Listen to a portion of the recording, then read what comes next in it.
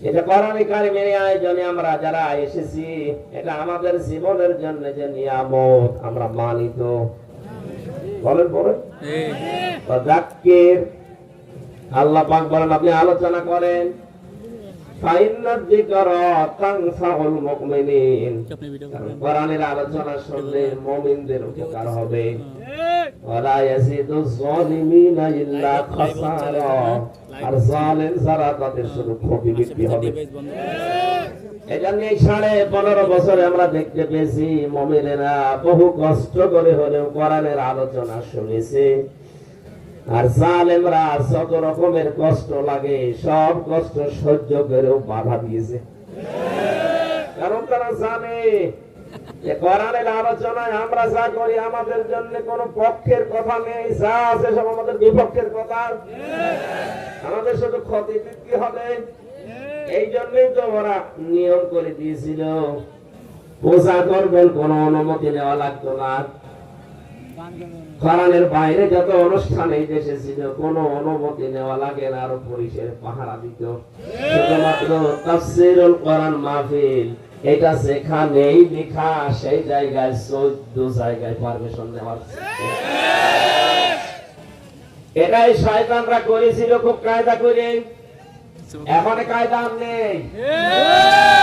গোয়েন্দা বিভাগের প্রধান যিনি কয়েকদিন আগে আমাকে জানিয়েছে, হুজুর যেখানে যেই ফোর্সে আল্লাহ জানিয়েছে কোরআনের কথা আপনি ওইভাবে জনগণকে শোনাবেন, 56,000 বর্গ মাইলে কোনো অনুমতি নেওয়ার প্রয়োজন নেই।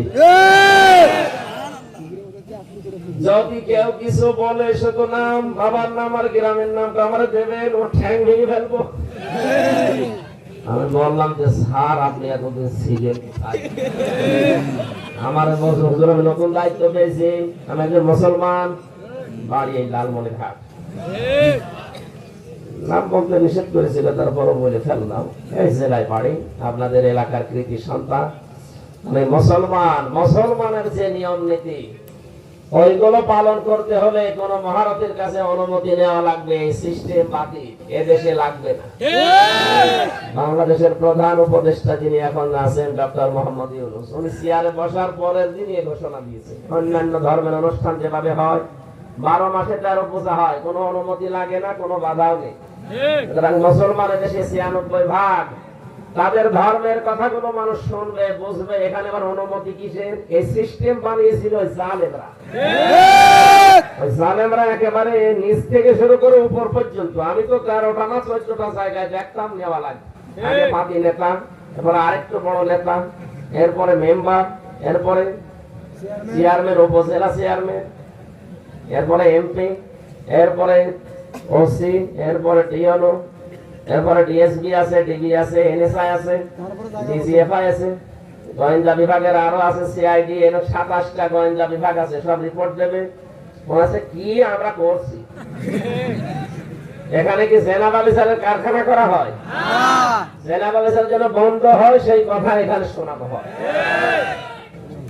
এরপরে আবার উপরে লাগবে এসপি, আর অধিকাংশ জায়গায় তো এগুলো পেয়েছিলাম সব শয়তান, অধিকাংশ গুলো। আমার বাংলাদেশের মনে হয় এই 64 জেলার প্রায় 35 থেকে 40টা জেলার এসপি অনুমতি দিত না, বলে না হবে না। কেন হবে না? কোনো কারণ নেই। আমি কোরআনে কারিমে প্রচার যে মাধ্যমগুলোর আয়াত আছে এগুলোর তাফসীর পড়তে গিয়ে পেয়েছি বিশ্ব নবীকে ওরা কোরআন প্রচারে বাধা দিত 3টা কারণে। কয় কারণে? 3টা। বলেন বলেন। 3টা। 1 নম্বরে কারণ হচ্ছে এমনি,